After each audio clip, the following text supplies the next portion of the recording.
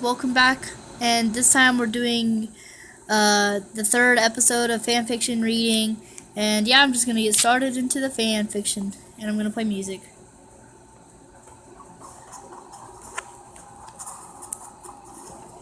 It's after he signed the paper.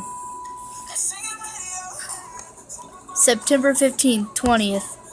I still can't believe I did this. Did I really just sign to be a soldier for Mr. Communist? I did, didn't I?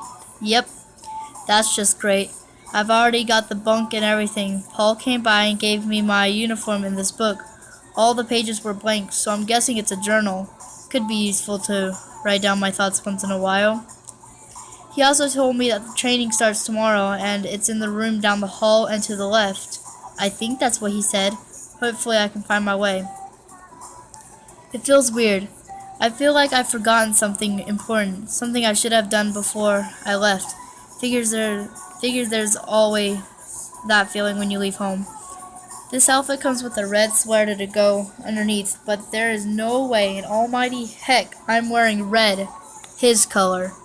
I saw a laundry room on the way to this room, so I could just bleach it and dye it blue if I wanted.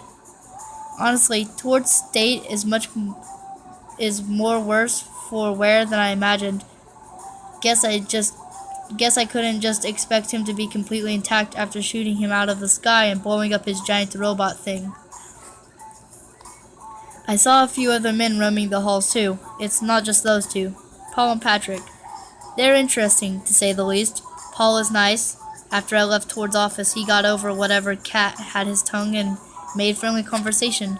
Patrick, though, he kept giving me this look. I don't know why. It's almost like he could see what I was thinking, my motives. I can't lie when I say I want to finish the job with Tord, but I wouldn't go that far. He doesn't seem to think so. I can tell that's what he was thinking. Well, I was just told it's lights out, so I guess I'll have to hit the hay. See what happens tomorrow. Can't be too bad, right? Anyway, Tom, signing off.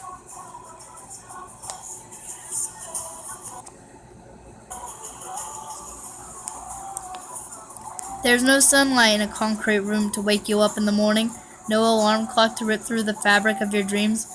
What there was the repeated banging of the flat end of a gun banging against your door with the repeated yelling, "Rise and shine, Tom, get dressed, will you, and meet in the training center." Tom grumbled, sitting up and rubbing his sore neck. He waited till he heard Toward's echoed footsteps disappear, then swung his feet off the bed and grabbed the uniform. He stared down the red sweater a couple times before coming to a decision, throwing it on his bed and placing the rest of the clothing over his blue hoodie.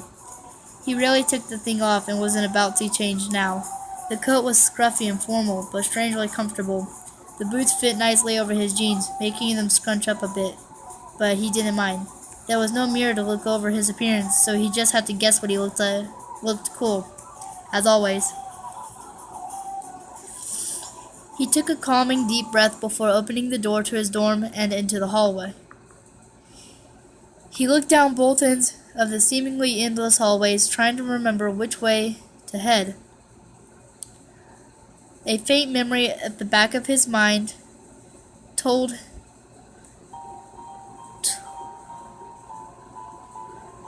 said to go right, but he couldn't scratch the feeling that maybe it was left.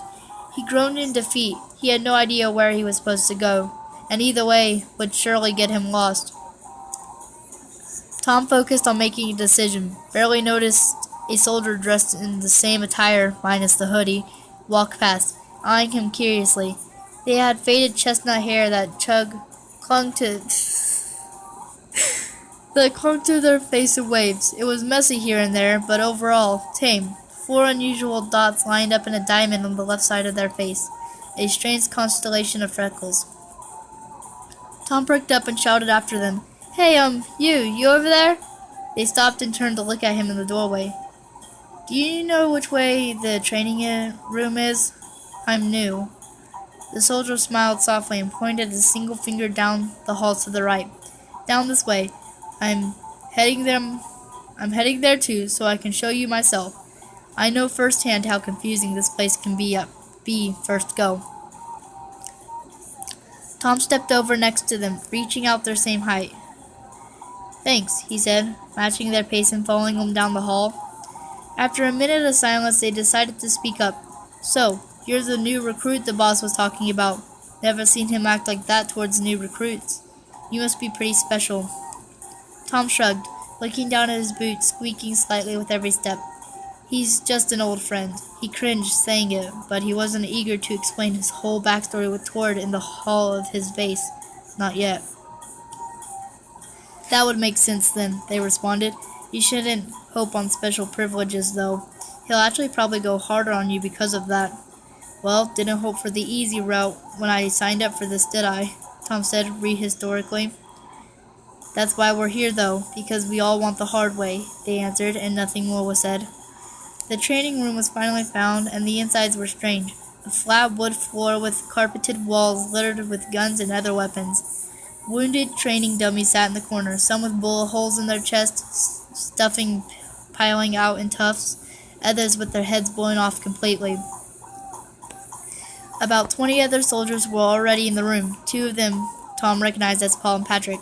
They were standing next to the wall, examining the guns to make sure they weren't damaged and the safety was on.